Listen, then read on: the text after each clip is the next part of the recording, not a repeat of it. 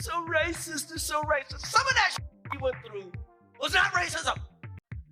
It was just some in-law.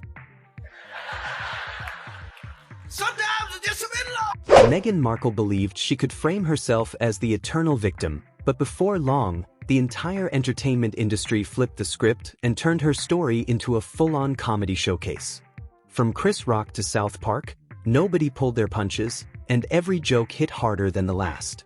And believe me, the tears that followed were anything but staged.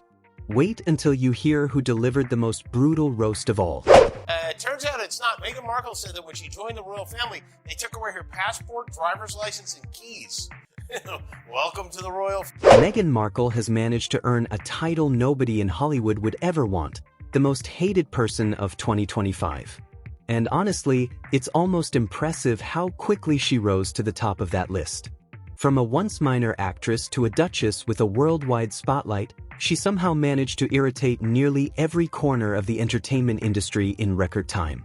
And we're not talking about online trolls or casual critics. We're talking major comedians, late-night hosts, and top satire shows making her their favorite punchline. The craziest part? Some of those roasts were actually well-deserved. So she's complaining, I'm like, what the f*** she talking about? No, they're so racist.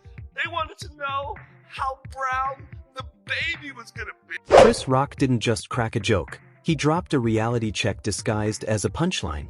During Meghan Markle's Oprah interview, she portrayed herself as an unsuspecting outsider blindsided by royal traditions and centuries-old protocols, but Chris saw straight through the act. With one devastating line, "You didn't Google these people?" He shattered the entire victim narrative in seconds. The brilliance of that moment wasn't just humor, it was logic wrapped in comedy. The royal family isn't exactly a mystery, and a quick online search could have prevented months of dramatic interviews and staged shock. Viewers suddenly realized they'd been buying into a carefully curated innocence that didn't quite hold up. Even more importantly, comedians realized they now had permission to speak openly without backlash. And once Chris went there, the floodgates burst wide open. Late-night hosts, sketch shows, and satire programs transformed Meghan and Harry into prime comedy material. From Netflix projects to media appearances, nothing was off-limits. The theme became clear: claiming ignorance while living in privilege was simply too absurd not to joke about. Chris Rock's moment wasn't just stand-up, it was cultural permission, and once he opened that door, American and British comedians jumped in. Overnight, the Sussexes shifted from high-profile public figures to the ultimate roast targets, as comedy shows began dissecting every contradiction, performance, and privilege on display. Intro 4, endlessly entertaining and increasingly infuriating, every monologue and sketch pushed Meghan and Harry deeper into the role of ultimate comedic targets. Trevor Noah initially approached Meghan with sympathy, focusing on tradition, power structures, and systemic issues, offering her the benefit of the doubt, but reality caught up fast. The moment Harry was caught pitching Meghan for a Lion King voiceover at a Hollywood premiere, the narrative of sacrifice and dignified withdrawal collapsed into pure Hollywood hustle. Trevor's commentary was sharp, witty, and historically grounded. Royal marriages once forged alliances and secured nations, yet here was a modern prince hustling for voiceover work, symbolizing the dramatic slide from empire building to celebrity networking. It wasn't cruel humor, it was factual satire, exposing the absurdity of abandoning royal duty while simultaneously chasing elite privilege. The audience instantly recognized the contradiction. Privilege, ambition, and performance collided into the perfect comedic setup, and Trevor's shift from cautious defender to pointed critic became a defining turning point. The Sussexes were no longer framed as victims. They were seen as opportunists, and everyone could finally say it out loud. His take amplified what Chris Rock had already ignited, opening the door for the next wave of comedians and commentators. Meanwhile, British comedians arrived not just with jokes, but with fury and national loyalty. Jimmy Carr, Simon Brodkin, and others treated the situation as both satire and accountability on behalf of taxpayers and tradition. Carr's opening jab exposed the contradiction in Meghan's brand of feminism, marrying a prince, abandoning a career, and still labeling it empowerment, and the crowd laughed because the irony was undeniable.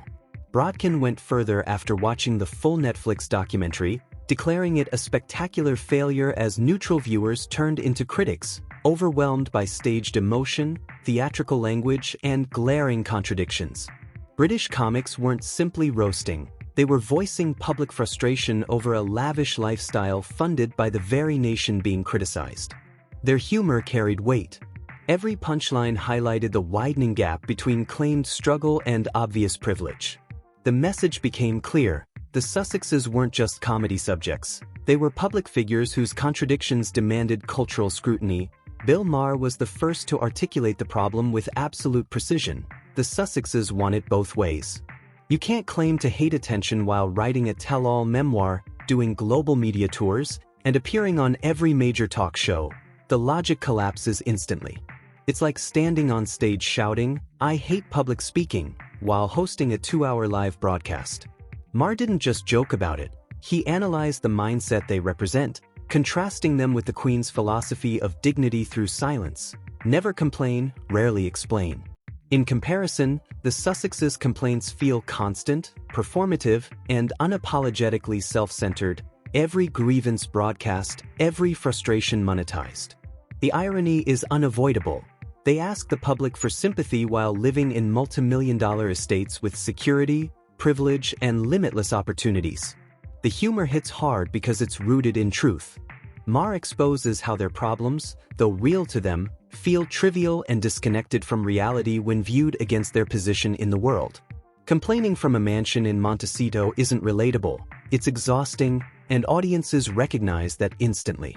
His critique reveals something both hilarious and sad: privilege has blinded them to basic self-awareness. By turning their contradictions into sharp, logical comedy, Maher and his panel dismantled the victim narrative in a way that couldn't be argued with. Then Nikki Glaser took the commentary in a completely different, but equally devastating, direction.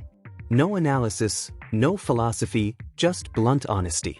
In her view, Meghan's rise wasn't driven by love, but by ambition. Harry wasn't just a partner, he was the ultimate career move, the one person capable of launching her from mildly known actress to global celebrity.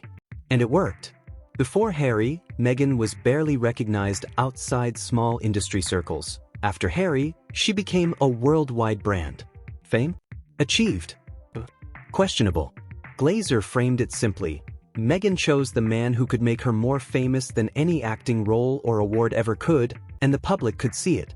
The beauty of Nikki's comedy lies in its simplicity. She didn't embellish or exaggerate, she just said what others were afraid to. Every public appearance, every interview, every Netflix deal suddenly looked less like romance and more like strategic brand engineering wrapped in a royal fairy tale aesthetic. In the end, Glaser didn't just roast Meghan, she exposed the mechanics behind her rise, replacing the narrative of love and empowerment with ambition, strategy, and calculated fame. And it's painfully funny because deep down, the audience realizes she may be right. Intro 6, once professional comedians had taken their turn, or maybe simply reached the point where the contradictions became too obvious, the internet stepped in and took the roast to another level. Social media comedians, late-night meme pages, and sketch creators went full throttle, turning Meghan and Harry into an endless source of digital humor. Even Conan O'Brien joined the fun, crafting absurd, imaginative roasts that didn't even require the couple to appear. Wax figures alone became recurring punchlines, symbols of obsession, spectacle, and performative identity. Meghan's failed jam business turned into instant comedic treasure: tiny luxury jars, inflated pricing, and pretentious branding, the perfect metaphor for detached, aesthetic-only wealth. The internet amplified it all. Memes exaggerated everyday moments, moving pretzels from one bag to another, turning breathing into lifestyle content, transforming them into universal jokes shared, remixed, and reposted across platforms. The humor wasn't just exaggeration, it was reflection. Online creators highlighted the glaring gap between public messaging and private reality, preaching privacy while filming documentaries, promoting humility while living in elite excess. Every meme, clip, and parody underscored how performative the Sussex narrative had become. The digital comedy ecosystem gave the public a voice in the satire, turning the roast into a constant, collaborative spectacle. Suddenly, the jokes weren't limited to late-night stages. They became a 24/7 global phenomenon. Meghan and Harry's image transformed into an endless loop of comedic material, proving that once contradictions appear in plain sight, the internet doesn't forget, it exaggerates, mocks, and immortalizes them forever. If internet memes were just the first layer of the roast, Spitting Image brought the entire cake to the table. The legendary British puppet show has a long history of ruthless satire, and Meghan was no exception. Her exaggerated, humble Duchess persona was reenacted with biting precision, highlighting every moment of performative kindness and subtle condescension. Watching the puppet version felt equal parts hilarious and uncomfortable.